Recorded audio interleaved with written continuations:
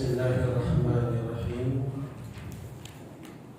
Assalamualaikum warahmatullahi wabarakatuh. Waalaikumsalam warahmatullahi wabarakatuh. Innal hamdalillahi nahmaduhu wa nasta'inuhu wa nastaghfiruh wa na'udzu billahi min shururi anfusina wa sayyiati a'malina may yahdihillahu fala mudilla lahu wa may yudlilhu fala hadiya lahu. Asyhadu an la ilaha illallah wahdahu la syarika lahu wa asyhadu anna Muhammadan abduhu wa rasuluh la nabiyya wa la rasula ba'da, amma ba'd. Qala Allah ta'ala a'udzu billahi minasyaitonir rajim. Ya ayyuhalladzina amanu taqullaha haqqa tuqatih wa la tamutunna illa wa antum muslimun. Faqala Rasulullah sallallahu alaihi wasallam, ittaqillaha haitsu ma kunta wa atbi'is sayyi'atal hasanata tamhuha wa khaliqin nasa bi khuluqin hasan. Ummahat wa akhwat, ibu-ibu, saudari-saudariku yang dirahmati Allah. Alhamdulillah, segala puji hanya milik Allah atas karunia yang Allah berikan kepada kita semua, sehingga pada pagi hari ini dengan seizinnya kita bisa duduk di Masjid Al-Jihad dalam rangka untuk talabul ilmi, tawasul bil haqqi wa tawasul bis sabr. Salawat beriring salam semoga selalu tercurahkan kepada Nabi kita, Nabi Muhammad sallallahu alaihi wasallam beserta keluarganya, para sahabatnya, dan seluruh pengikutnya yang selalu senantiasa meneladani sunnah-sunnahnya hingga yaumil qiyamah.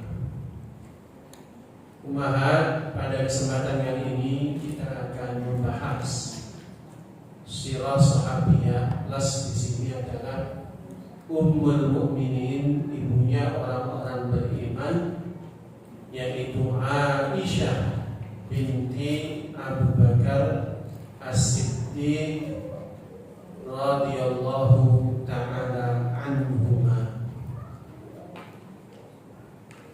Nama dan nasab beliau adalah Aisyah. Kalau yang kita merujuk pada bahasa Arab, tulisannya itu Aisyah, hanya panjang. Tapi orang Indonesia susah ya. Jadi Aisyah. Aisyah sebenarnya bukan Aisyah, tapi Aisyah. Hanya panjang. Aisyah. Hanya panjang. Aisyah. Aisyah binti Abu Bakar As-Siddiq bin Abu Quhafa bin Amir bin Amr bin Ka'ab bin Sa'ad bin Taim bin Murrah bin Ka'ab bin Lu'ay. Nasabnya ketemu dengan baginda Nabi sallallahu alaihi wasallam di Murrah bin Ka'ab bin Lu'ay. Jadi ketemunya di kakek yang keberapa? Di kakek yang kelima ya. 1, 2, 3, 4, 5, 6. Ini kakek yang ke-6 ketemu. Ibunda beliau bernama Ummu Ruman binti Umair bin Amir bin Dahman bin Haris bin Ghanam bin Malik bin Kinanah. Ummu Ruman ini salah satu di antara sahabiah juga masuk Islam. Kalau kita lihat Abu Bakar Siddiq punya 4 istri, salah satu di antaranya Ummu Ruman. Ya, jadi Ummu Ruman. Ummu Ruman melahirkan 2 anak, yaitu Aisyah dan Abdurrahman. Julukannya adalah Ummul Mukminin.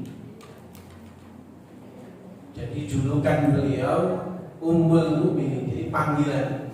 Kalau Ummul Mukminin ini adalah laqab itu gelar. Ditujukan kepada setiap istri Nabi. Setiap istri Nabi Ummul Mukminin, ibundanya orang beriman. Ya, kalau di sebuah tata negara, presiden atau apa ya, itu biasanya ada first lady. Jadi ininya Ummul Mukminin ini gelar ya, bukan hanya panggilan tapi gelar diberikan khusus untuk istrinya Nabi. Kemudian juga beliau punya julukan. Kalau ini julukannya, ini namanya panggilan, yaitu adalah Ummu Abdillah. Ummu Abdillah. Ummu Abdillah kalau secara bahasa artinya apa? Ibunya Abdullah.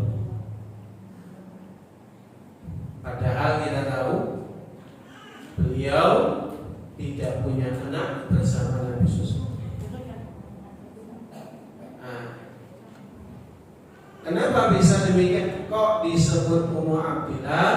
Ada 2 para ulama mengatakan. Yang pertama, itu sama gelar seperti Ummul Mukminin. Abdillah itu hamba Allah. Yang kedua, kenapa beliau dipanggil Ummu Abdillah? Karena suka mengasuh keponakannya yang bernama Abdullah. Jadi Ibunda Aisyah punya ayu dari ibu yang berbeda yang bernama Asma. Asma menikah dengan Zubair. Anak pertamanya diberi nama Abdullah. Nah, ketika Abdullah lahir, banyak mengasuhnya adalah ibunda Aisyah. Jadi yang sering ngasuh Abdullah bin Zubair itu adalah Aisyah. Semua anak-anak Asma itu dekat sekali dengan ibunda Aisyah. Atau juga beliau diberi gelar Al-Muwafiqah. Ini satu gelar yang tidak main-main, ini gelar beneran ya, untuk menunjukkan seorang wanita yang gemar melakukan kebajikan. Kemudian As-Siddiqah, orang yang selalu membenarkan, sebagaimana gelar yang diberikan kepada ayahandanya yaitu As-Siddiq, maka beliau As-Siddiqah. Suatu ketiga Rasulullah mengatakan hiya Siddiqah binti Siddiq. Dia Aisyah itu As-Siddiqah. Dan ternyata benar. Tidak kurang 2.250 hadis menceritakan dengan hadis Nabawi membenarkan semua dari kenabian Nabi SAW. Kemudian beliau juga Al-Mubarra'ah. Al-Mubarra'ah sama hampir mirip dengan Al-Muwafiqah, orang yang pandai berbuat kebajikan. Ya, termasuk diantaranya adalah bersedekah. Jadi beliau ini seorang yang gemar melakukan sedekah. Bersama saudarinya Asma, ini 2 saudari yang gemar bersedekah. Hanya saja kalau untuk ibunda Aisyah, beliau biasanya sedekahnya dikumpulin sampai dalam takaran tertentu, beliau sedekahkan untuk perkara yang lebih bermanfaat. Sementara saudarinya Asma itu sedekah harian, pokoknya hari itu habis, nggak menyimpan harta. Kemudian gelar beliau Al-Atiqah. banyak gelar beliau ya. Al-Atiqah ini juga sama, merujuk kepada ayahandanya yaitu Al-Atiq. Al-Atiq, Atiqah itu sama. Itu maknanya ada dua. Pertama adalah yang rupawan, berarti cantik. Al-Atiqah berarti seorang wanita yang sangat cantik. Sangat cantik. Atau yang makna yang kedua dari Al-Atiqah artinya adalah orang yang diselamatkan. Al-Atiq. Kemudian tentu ya yang tidak asing nih. Ini yang paling familiar, Al-Humairah. Dari kata ahmar. Ya, kalau dia seorang wanita jadi hamra. Ahmar itu laki-laki merah. Kalau merah dalam bentuk muannas namanya hamra.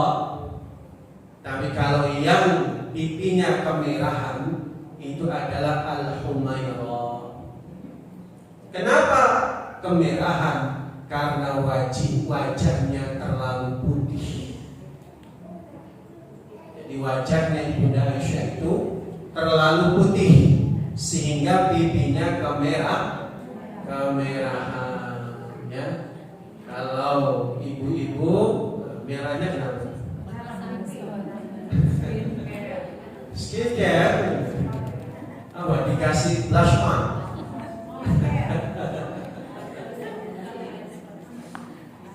Ya, merahnya dimerahin. Kalau Ibunda Aisyah alami merahnya karena memang wajahnya terlalu putih. Orang yang wajahnya terlalu putih itu ya pipinya kemerahan. Ya. Kalau ibu blush on, ini merah, sisanya kuning langsat. Bukan hitam, kuning. Karena orang Asia ya kuning langsat. Ya. Putih juga, cuma tebal putihnya.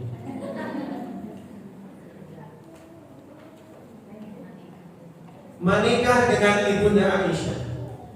Rasulullah SAW menikahi Ibunda Aisyah di tahun ke-11 nubuwah. Sebagian menyebutkannya di bulan Syawal. Ini asal usulnya ya. Jadi Rasulullah SAW itu lebih sering menikahi istrinya di bulan Syawal. Jadi kalau mengikut sunnah Syawal. Kalau di Indonesia lebih ke lebaran haji. Nah ini bentar lagi kan? Itu adalah jasanya Khawlah binti Hakim. Kok jasanya Khawlah binti Hakim? Jadi pasca wafatnya Ibunda Khadijah,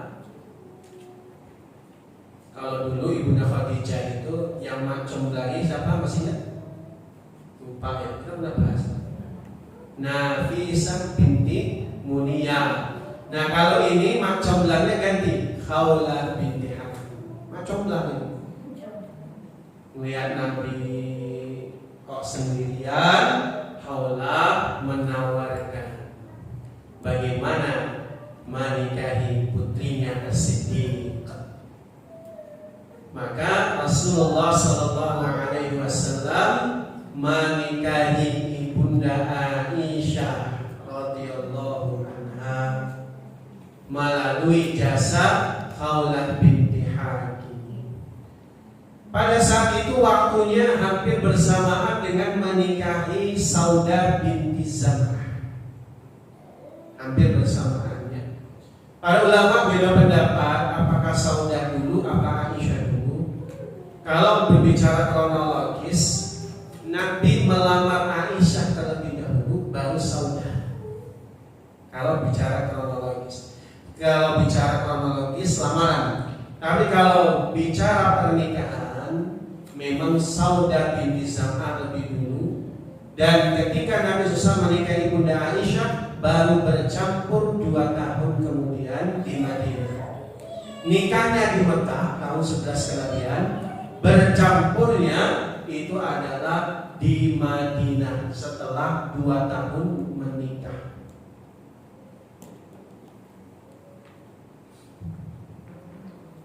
Umurnya berapa? Rame. Umurnya ketika Nabi menikahi Bunda Aisyah adalah 7 tahun. Baru bercampur umur 9 tahun. Nanti kita bahas. Aisyah adalah satu-satunya istri Rasulullah yang dinikahi saat masih gadis. Seluruh istri Nabi, kalau dalam riwayat 11, dalam riwayat yang lain 9 yang dinikahi, semua istri beliau dinikahi dalam status menjanda. Ada janda wafat, ada janda cerai. Kecuali Ibunda Aisyah radhiyallahu anha. Aisyah adalah seorang wanita yang sangat cerdas. Aisyah mendapat didikan Abu Bakar sejak kecil. Berarti Ibunda Aisyah lahir di zaman Islam, tidak mengenal jahiliyah sedikit pun. Karena ini tahun ke-11 Rasulullah jadi Nabi kan. Sementara Ibunda Aisyah baru berumur 7 tahun. Jadi ketika Ibunda Aisyah lahir, itu sudah masa Islam, sudah dididik oleh Abu Bakar dengan Islami. Kelak Ibunda Aisyah meriwayatkan 2210 hadis. Ini salah satu bukti kecerdasan Aisyah. Dari titik ini saja kita mendapatkan kesimpulan. Kenapa Allah memerintahkan Nabi untuk menikahi Ibunda Aisyah? Kenapa? Karena Ibunda Aisyah sebagai seorang wanita yang cerdas, agar ada di sisi Rasulullah SAW yang mencatat hadis. Dulu orang Arab itu bangsa ummi, tidak membaca, tidak menulis. Mayoritas orang Arab zaman itu tidak bisa baca tulis. Laki-laki aja jarang yang bisa baca tulis, apalagi perempuan. Gitu. Nah, ini keturunan As-Siddiq adalah keturunan terpelajar. Abu Bakar As-Siddiq itu orang yang terpelajar, bisa baca menulis, bahkan termasuk ahli di dalam bidang nasab. Sehingga kemudian Aisyah ini dididik dari kecil bisa membaca, bisa menulis. Dan inilah hikmahnya Rasulullah menikahi Ibunda Aisyah di masa keemasan kecerdasannya, supaya bisa mencatat, menulis, meriwayatkan hadis. Tadi sebanyak berapa? Kalau tadi 2250, ini riwayat yang lain 2210, kurang lebih segitu. Banyak apa sedikit? Banyak banget. Beliau 5 besar sahabat yang paling banyak meriwayatkan hadis, satu-satunya wanita, dan mencapai 2210 hadis. Ibu sudah banyak hafal hadis. Berapa hadis yang sudah? Nah, innamal a'malu binniyat. Sering banget dengan dunia. Ibunda Aisyah 2210 hadis. Yang paling tinggi siapa? Abu Hurairah 5374 hadis. Nah, di sini Abu Hurairah, Abdullah bin Umar, Anas bin Malik, Abdullah bin Mas'ud, Abdullah bin Abbas. Ya, ini 5 besar dari laki-laki yang banyak meriwayatkan hadis. Mereka bagaikan bayangan bagi Nabi SAW. Kalau nggak ada Abu Hurairah, di situ ada Abdullah bin Umar. Kalau nggak ada Anas bin Malik. Mereka ini bagaikan bayangan Rasulullah nyatetin hadis. Tetapi begitu Nabi masuk rumah, siapa yang nyatet hadis? Nggak ada. Kalau Nabi nggak menikahi Aisyah, itu rahasia. Hikmah terbesar yang paling kita bisa lihat di awal adalah bahwa memang Allah siapkan pasangan Nabi, salah satu di antaranya ahli di dalam meriwayatkan hadis. Nanti ada lagi istri Nabi khusus wahyu Allah ada tentang Al-Quran. Itu nanti Hafsah binti Umar. Dia spesialis Quran. Tapi kalau hadis spesialisasinya adalah Ibunda Aisyah radhiyallahu anha. Kalau banyak tabi'in, bahkan kalangan sahabat yang berguru mengambil ilmu dari Aisyah. Boleh itu orang mengambil ilmu dari guru, tapi lawan jenis boleh aja. Tapi miwala hijab, di balik hijab. Dan murid-muridnya Ibunda Aisyah jadi ulama-ulama besar. Ada Atta bin Abi Rabbah, ada Hasan Al-Basri. Bahkan kalau kita tengok banyak ahli fikih, ada Urwah, ada banyak sekali. Ini berguru kepada Ibunda Aisyah. Jadi kalau kita lihat, ini mengajarkan kepada kita dalam persoalan ilmu agama dan ilmu apapun, tidak ada batasan bagi seorang wanita.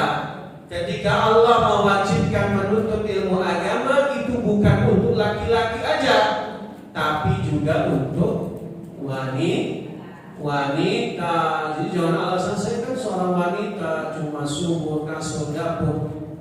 Nah, Islam justru dorong untuk Ibunda Aisyah jadi ulama.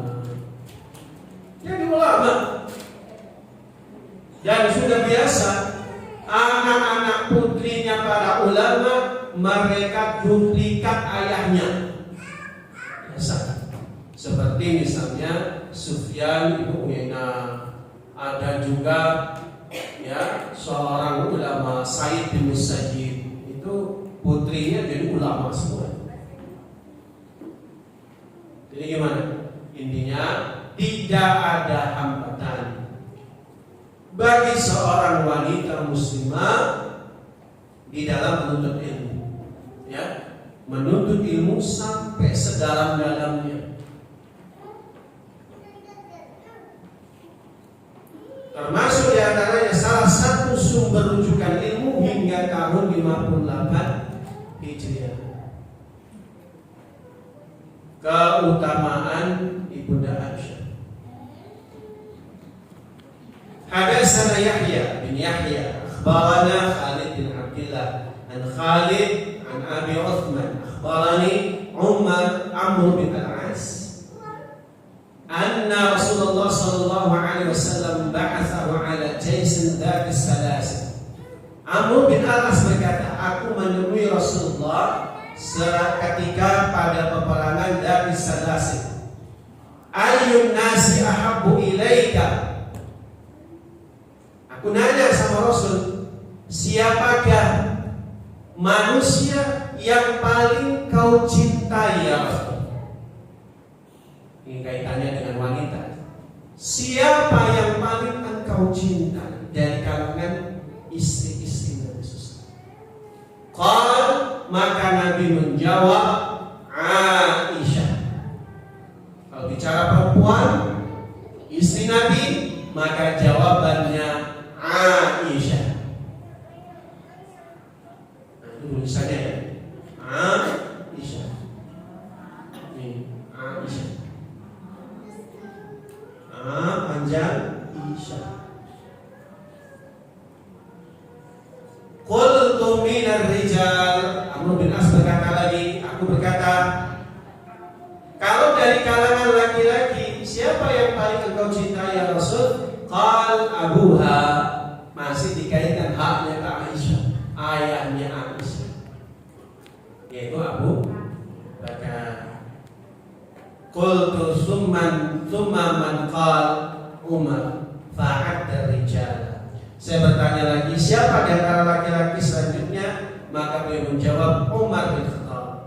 Kemudian beliau menyebutkan beberapa sahabat yang lain.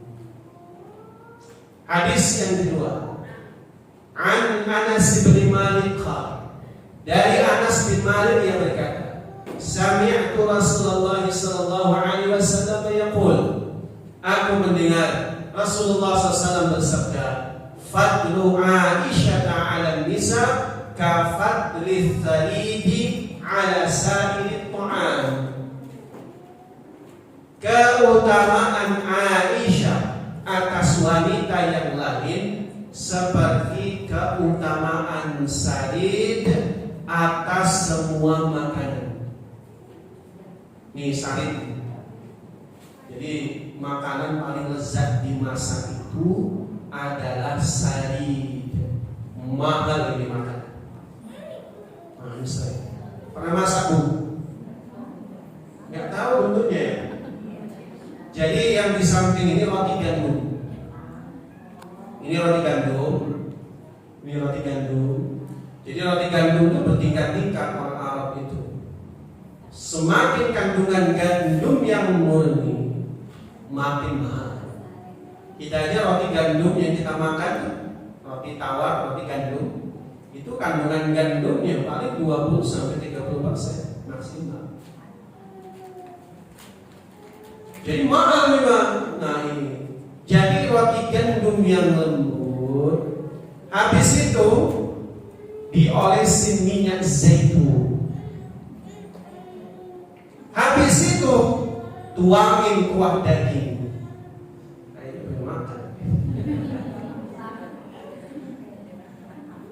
Nah, coba kayak di rumah, bikin sarid. Nah, ini sayuran, ini sayuran. Ini mahal-mahal sayuran, ada timun, ada buah, dan seterusnya. Ini sarid. Jadi keutamaan ibunda Aisyah dibandingkan istri beliau yang lain seperti sarid dengan makanan yang lain. Ini makanan paling mahal. Jarang Nabi makan. Dan ini makanan orang Arab yang paling mahal. Orang kaya berkelas makan. Jadi saking mahalnya sampai dibuat perumpamaan untuk menilai keutamaan ibunda Aisyah di sisi wanita yang lain. Al-Humairah. Aisyah adalah seorang wanita berparas cantik, berkulit putih. Saking putihnya, pipinya kemerahan. Sebab itulah ia sering dipanggil Humairah. Nah, ibu boleh minta sama suami panggilan sayangnya Humairah. Si pipi kemerahan. Aneh.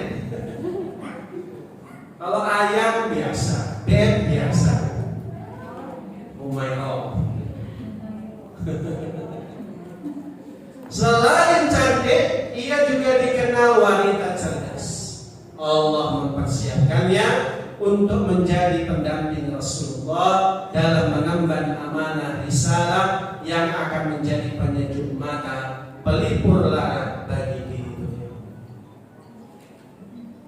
Wajar Bu, namanya seorang laki-laki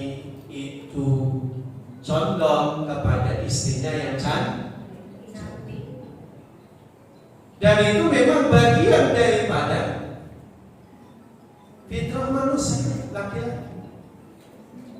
Makanya Nabi mengatakan khairun nas, khairun nisa, sebaik-baik wanita adalah yang membangkitkan hasrat suaminya, berpenampilan cantik, al-wadud.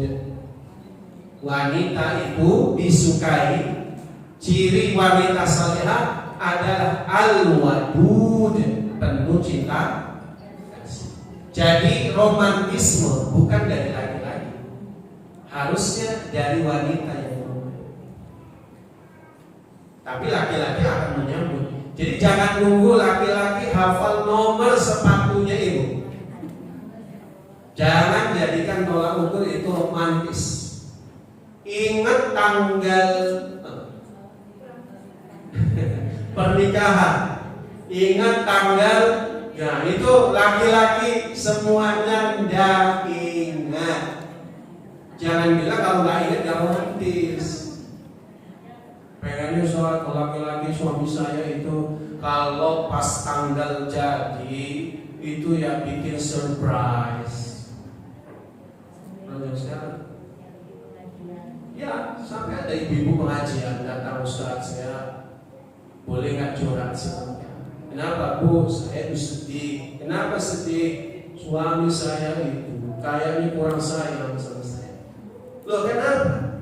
Karena saya nggak pernah dikasih surprise.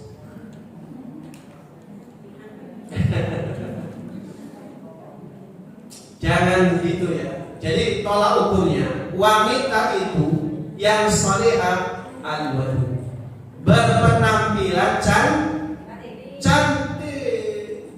Ya, dan perlu diketahui, Ibunda Aisyah di saat beliau menunggu giliran hari bersama Rasulullah, beliau dandan mencermin, bersolek 4 jam.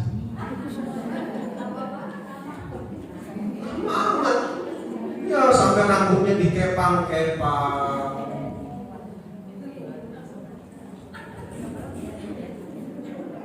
Jadi nggak salah ibu-ibu bercermin lama, itu nggak salah. Jadi itu fitrahnya perempuan. Jadi jangan sampai kalau sudah suami istri jarang bersolek. Ya pas kondangan bajunya bagus, wangi, rapi, cantik. Giliran di rumah selalu pakai daster, selalu habis dari dapur, selalu belum siap menyambut suami. Ini Bunda Aisyah nyambut Nabi dan 4 jam. Nah, padahal beliau sudah cantik. Menurut kabarnya kalau cantik mau pakai apa aja cantik. Tapi beliau benar-benar bagaimana menyambut suami itu dengan baik. Karena wanita, laki-laki itu adalah makhluk visual, mengandalkan mata. Bohong kalau laki-laki bilang udah Bu nggak usah bersolek, kayaknya ibu lebih cantik natural gitu.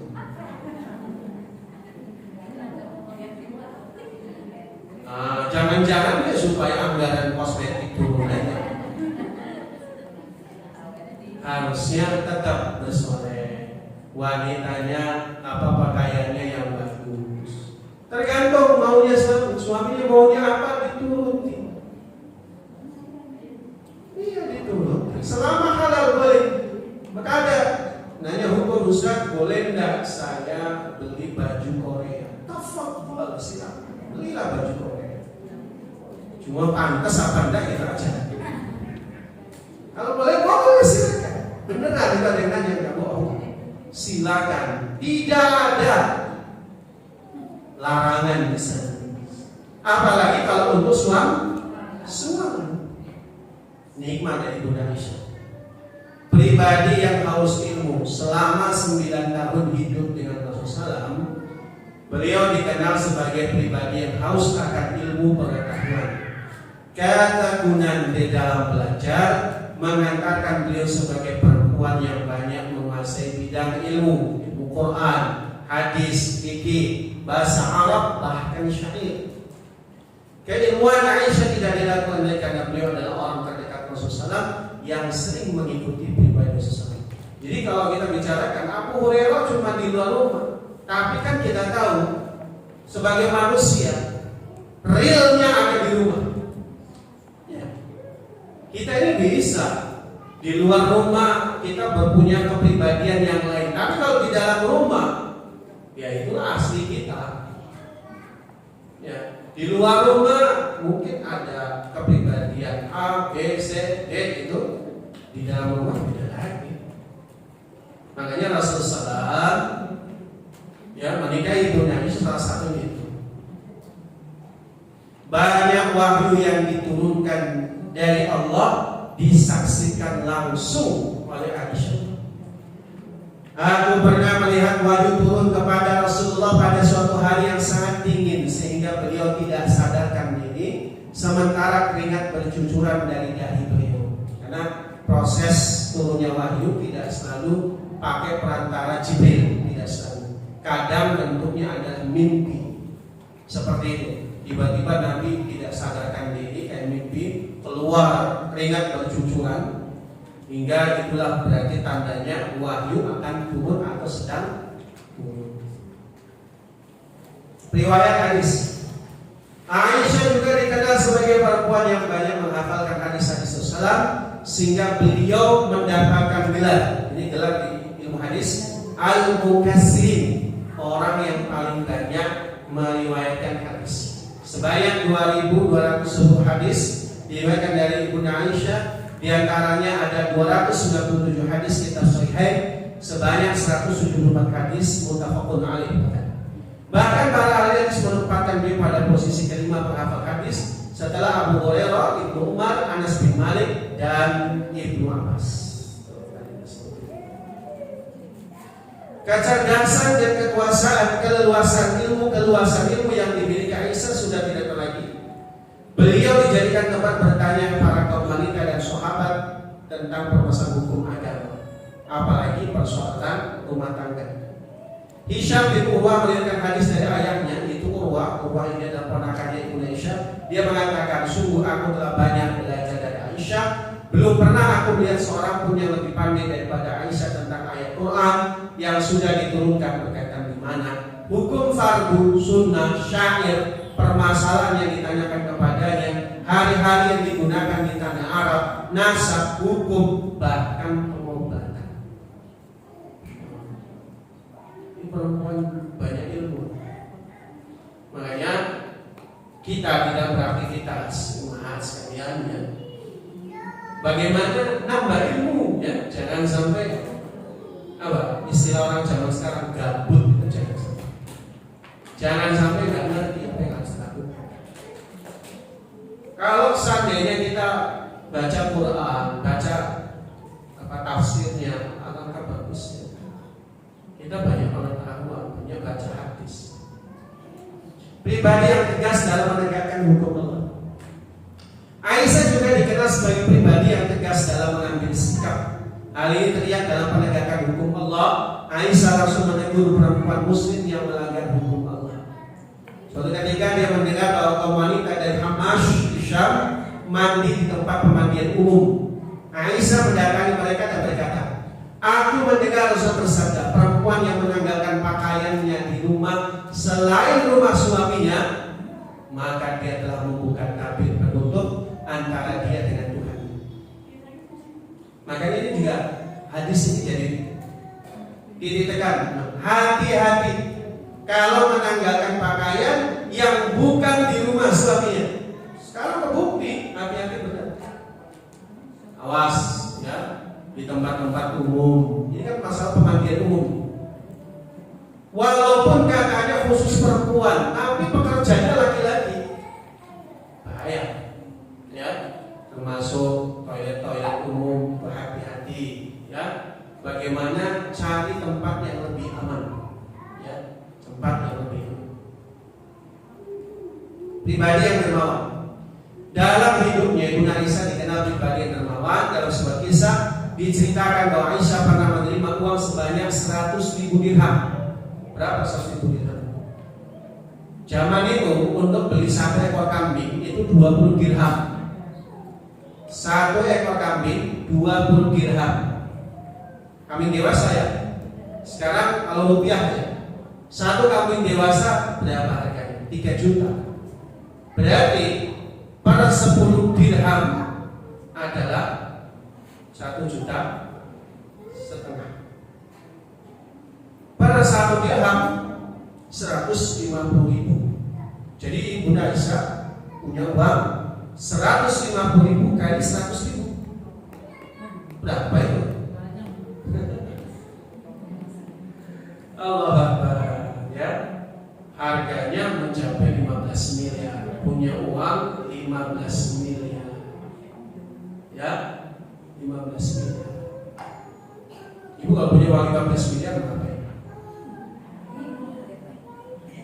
Beliau punya uang 15 miliar.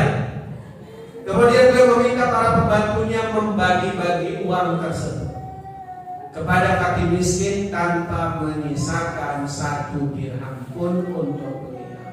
Padahal saat itu beliau sedang berpuasa. Nabi secara khusus memang mewanti-wanti kepada wanita, ya ma'syarun nisa tasaddaqna. Wahai sekalian wanita, amalan khusus wanita adalah bersedekah.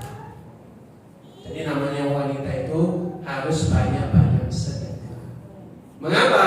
Mengimbangi apa yang keluar dari mulutnya, mengimbangi kekurangan dirinya dengan sedekah. Harta dunia tidak menyilaukan Ibunda Aisyah, meskipun pada saat itu kelimpahan kekayaan berpihak pada kaum muslimin. Ibunda Aisyah tetap hidup dalam kesederhanaan sebagaimana yang dicontohkan oleh Rasulullah. Makanya ketika di zaman Yazid bin Muawiyah terjadi perluasan Masjid Nabawi, nah itu kan memaksa kondisinya bilik Rasulullah bersama Ibunda Aisyah harus digusur. Biliknya Rasulullah dan Ibunda Aisyah sekarang masuk ruang lingkup Masjid Nabawi. Itu sejarahnya itu melebarkan Masjid Nabawi karena rumahnya Rasul dan Ibunda Aisyah dekat dengan Masjid Nabawi. Akhirnya rumahnya digusur. Nangis Ibunda Aisyah. Lalu kemudian ditanya, kenapa engkau nangis? Yang nanya Urwa, mengapanya? Saya nangis bukan karena itu adalah sesuatu yang memang memorable dengan Nabi. Memang saya terkenal dengan rumah itu. Tapi saya menangis, asalnya saya pengen rumah ini bertahan sampai yaumil qiyamah, agar umatnya Nabi memahami bahwa nabinya hidup dengan sederhana. Rumahnya berapa? Ibu? Cuma 3,5 kali 5 meter. Rumahnya Nabi itu 3,5 kali 5 meter. Tingginya laki-laki dewasa ngangkat tangan begini nyampe ke langit-langitnya. Jadi kalau kurang lebih tangannya orang Arab kalau naik ya 2,5 meter. Jadi lebarnya 5 meter, ya, panjangnya 3,5 meter.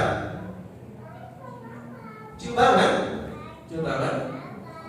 Itu kediaman Nabi bersama Ibunda Aisyah. Lantainya pasir, temboknya cuma batu sama pasir, ditutup dengan kain hitam.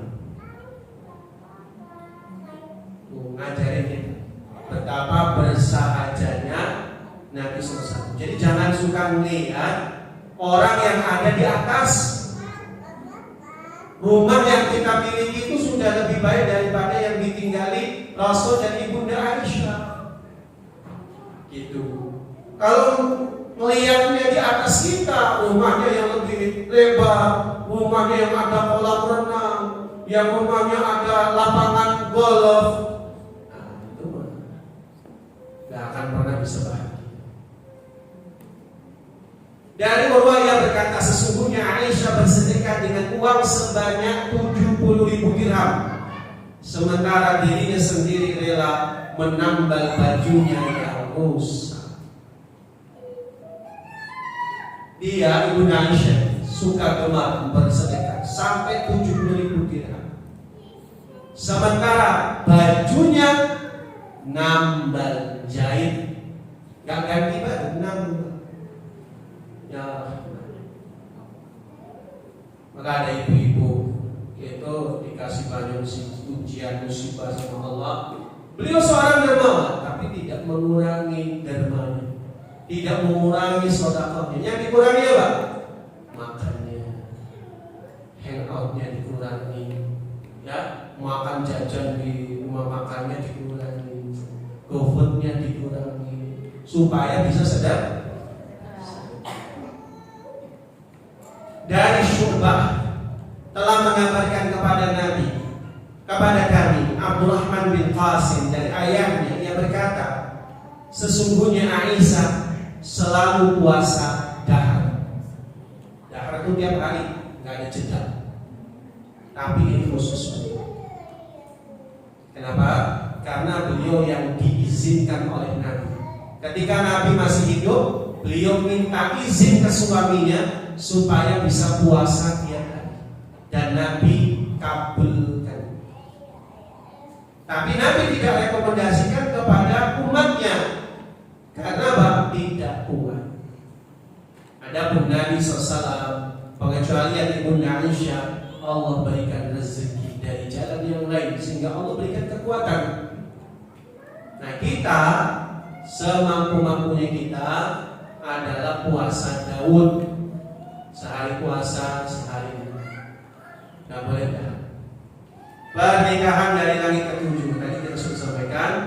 Isa meriwayatkan dari ayahnya, dari Aisyah, berkata, Rasulullah menikahi aku setelah meninggalnya Khadijah, sedangkan umurku waktu itu baru 6 tahun. Ada berarti 7 tahun. Beliau berumah tangga denganku ketika umurku 9 tahun. Jadi pas 2 tahun berikutnya. Jadi yang tepat 7 tahun sebenarnya. Karena ini tahun 11 kenabian. Tahun ke-1, tahun ke-12, 13 baru kemudian hijrah. Karena begitu hijrah langsung bersatu. Kaum wanita mendatangiku ketika aku sedang bermain ayunan. Mereka memanggilku, menghiasi lalu membawaku kepada Rasulullah. Malaikat dan sebuah sobekan kain sutra. Berkata Aisyah bersabda Rasulullah, aku melihatmu di dalam mimpi selama 3 malam. Datang membawamu seorang malaikat disobekkan kain sutra. Lantas dia mengatakan padaku, ini adalah istrimu. Maka bukalah tabir yang menghalangi pandangan wajahmu. Tiba-tiba engkaulah yang ada di dalamnya. Sehingga aku Rasul mengatakan, sesungguhnya perkawinanku denganmu adalah dari Allah yang ia telah mengaturnya. Di garis bawah, pernikahan dengan ibunda Aisyah itu adalah pernikahan yang telah ditetapkan oleh Allah. Nabi diperintahkan Allah menikahi Aisyah. Pertama itu ini bukan karena syahwatnya Nabi, bukan. Nabi suka wanita yang cantik, sudah dijelaskan, tetapi bukan itu orientasi utamanya. Tadi selain kecerdasan, ini adalah perintah dari Allah. Masih kurang lapang kita bahas. Banyak orang mempertanyakan pernikahan Rasulullah dengan Ibu Aisyah, bahkan menuduh Rasulullah dengan tuduhan keji. Padahal di masa lalu tak ada yang mempertanyakan hal ini. Kenapa sekarang begitu deras? Zaman dulu tak ada pembahasan ini.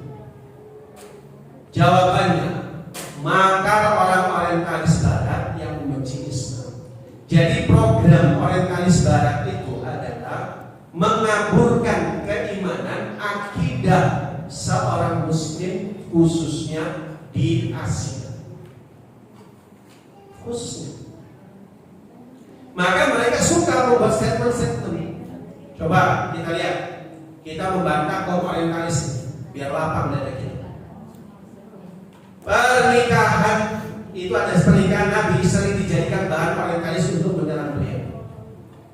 Ini kalau kita lihat syarat pernikahan itu apa? Syarat pernikahan itu ya, kita sudah sama-sama tahu siap fisik, psikologis dan berdasarkan proof. Ini penelitiannya.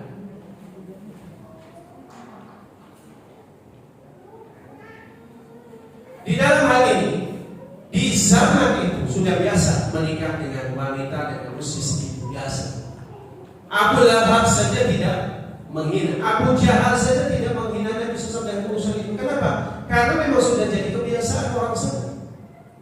Dan orang Arab umur 7 tahun tidak bisa disamakan dengan umurnya orang selain Arab di usia 7 tahun. Beda. Lagipun kalau bicara standar, ya ini apa? Ya. Benjamin Franklin misalnya menganjurkan pernikahan dini di tahun 1789, umur 10 sampai 12 tahun. Bahkan menganjurkan Benjamin Franklin itu. Pernikahan Raja Eropa Richard II of England umur 29 menikahi Isabella de Valois umur 6 tahun. Raja Eropa itu, kalau mereka hina Nabi gara-gara itu, hina rajanya sendiri. Ya, bahkan menikahi 6 tahun. Girolamo Rio 30, keponakan Paus Sixtus orang Roma itu, menikahi Caterina Sforza umur 10 tahun. Raja Hakon 6 umur 23 dari Norwegia menikahi Margaret umur 10 tahun. Agnes of Essex dijodohkan pada saat umur 3 tahun. Ini kamu 3 tahun. Joan of the Tower umur 7 menikahi David of Scotland 4 tahun. Lebih kecil lagi, Henry the Young King, Henry the Young King of England, ya, umur 4 atau 5 tahun dinikahkan dengan seorang wanita Margaret of France umur 2 tahun. Ayo, kalau mau dibandingin, maka orang-orang yang kali itu cuma bisa kayak kita umat Nabi kok malah kepancing, ya, kok rasanya gak ada yang sesat. Stephen Uros II, Milutin Osef, ya, kalau bacanya enggak pasti baca ya, saya bukan orang sana. Menikahi Simonis Palaiologi umur 5 tahun sebagai istri keempat. Edward I of England 15 menikahi Eleanor of Castile 10 tahun. Ini para saint, orang-orang suci dari pendeta-pendeta tadi. Santa Hedwig dari Anglik menikah umur 12 tahun dengan Duke Henry. Santa Rita dari Casia menikah umur 12 tahun. Santa Elizabeth 12 tahun. Santa Juan 10 tahun. Santo Yusuf 12 tahun. Ya. Dan inilah di United States ya, Amerika. Coba lihat daftar umur pernikahan minimal ya, untuk pernikahan legal. Coba lihat tuh. Sampai tahun 1880 sampai 1919. Jadi sampai 1919 tahun Masehi, umur yang sah dan legal dalam pernikahan di Amerika 7 tahun. Lalu ada apa setelah 1920? Ada pertemuan untuk menyerang kaum muslimin dengan meragukan itu. Ya. Wallahu a'lam bishawab. Ini waktunya yang terbatas, kita cukupkan ya 10:54. Masih ada Umi? Cukup? Waktu cukup? Atau 4 menit lagi? Dikit lagi ya. Ini masalah penting. Allah membebaskan Aisyah dari fitnah kecil. Peristiwa hadis Rifqi, Aisyah dituduh berzina berzina dengan Safwan bin Mu'attal oleh kaum munafik. Jadi isu Ibunda Aisyah selingkuh berzina dengan Safwan. Selama sebulan Madinah guncang. Kisahnya gimana? Suatu ketika habis perang Bani Mustaliq, itu biasanya Nabi bawa istri. Kebetulan pada saat itu yang dibawa adalah Ibunda Aisyah, dan Ibunda Aisyah itu sosok yang ringan badannya, masih boleh namanya masih gadis dan masih kurus. Jadi harusnya sudah meninggalkan padang pertempuran, Ibunda Aisyah kehilangan kalungnya, sehingga turun dari kendaraannya. Si pengawal ini nggak sadar Ibunda Aisyah turun, maka bablas saja pergi. Ibunda Aisyah ketinggalan nyari kalung. Begitu kalung ditemukan, kembali ke titik semula, rombongan sudah tidak. Dan Ibunda Aisyah itu sosok yang mudah ketiduran. Benar? Jadi Ibunda Aisyah itu orangnya gampang ketiduran, di mana saja bisa tidur. Maka beliau ketiduran di tempat itu. Datanglah Safwan bin Mu'attal, sahabat Nabi yang luar biasa. Dia melihat Aisyah, kenapa Safwan ini dekat dengan Abu Bakar, tahu dari kecil Aisyah seperti apa. Makanya dia katakan, apakah engkau Ummul Mukminin? Aisyah tidak menjawab, cuma bangun. Lalu kemudian Safwan menuntun untanya, tidak bicara apa-apa. Lalu Aisyah tidak bicara apa-apa, hingga Aisyah naik turun sendiri, baru dituntun Safwan untuk nyusul rombongan. Sama orang munafik, ada apa? Dan orang-orang yang ada di Madinah percaya dengan omongan munafik, karena dalam kasat mata memang pulangnya bareng. Orang soleh saja kalau tidak cermat dengan pendengarannya, ikut ke bawah isu. Maka di Madinah guncang, terbagi jadi 3 golongan orang. Pertama tidak percaya, kedua percaya dan ikut menyebarkan, yang ketiga bingung. Ya, bingung. Hingga sebulan lamanya Ibunda Aisyah dalam kondisi sakit, tidak tahu berita, sampai Rasulullah SAW terlihat berbeda. Biasanya ngajak ngobrol sama Ibunda Aisyah, Rasul cuma merawat Aisyah aja, makanannya disediain, minumannya disediain, tapi gak banyak ngobrol. Laki-laki soleh itu walaupun marah sama semua istrinya, tidak keluar kata-kata menyakitkan. Nabi walaupun marah, kecewa, bayangin dituduh istrinya selingkuh, tapi Nabi tidak berkata-kata. Apalagi istrinya lagi sakit. Makanya dirawat tetap sampai sembuh. Ibunda Aisyah nanya ke orang, oh ternyata berita itu sampai, hingga beliau minta pulang. Turunlah wahyu surat An-Nur ayat 11 membersihkan nama Aisyah, dan Aisyah menjadi orang yang sangat dekat dengan Allah Subhanahu wa ta'ala. Setelah Rasul meninggal dunia, Aisyah menghabiskan hidupnya untuk perkembangan dan kemajuan Islam. Rumah beliau tak pernah sepi dari pengunjung untuk bertanya permasalahan syariat, sampai-sampai Khalifah Umar Utsman mengangkat beliau menjadi penasihat. Dan ini Masya Allah ya, karena keilmuan yang dimiliki Aisyah. Sampai kalau kita bicarakan ya wafatnya Ibunda Aisyah, intinya adalah berkaitan dengan ya Ibunda Aisyah radhiyallahu anha. Pokoknya intinya selama sepeninggal Nabi hidup dalam kesedihan, karena semua istri Nabi tidak menikah, tidak boleh. Aisyah meninggal pada malam Selasa, Senin malam Selasa. Iya, kalau kita Senin malam Selasa, tapi kalau dalam kalender Hijriah berarti malam Selasa, tanggal 17 Ramadan setelah sholat witir pada tahun 58 Hijriah. Yang demikian itu menurut pendapat mayoritas ulama.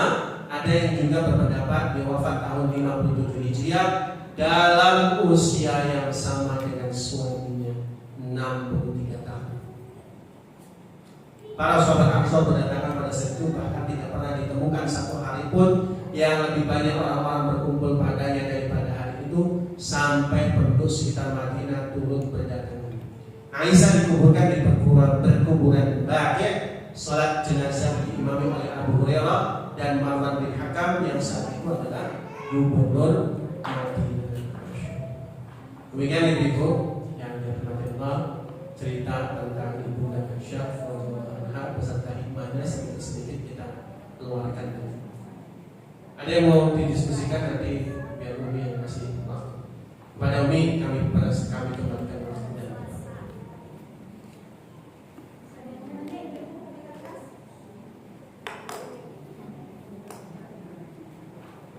Ada yang ingin silakan. Boleh sesuai dengan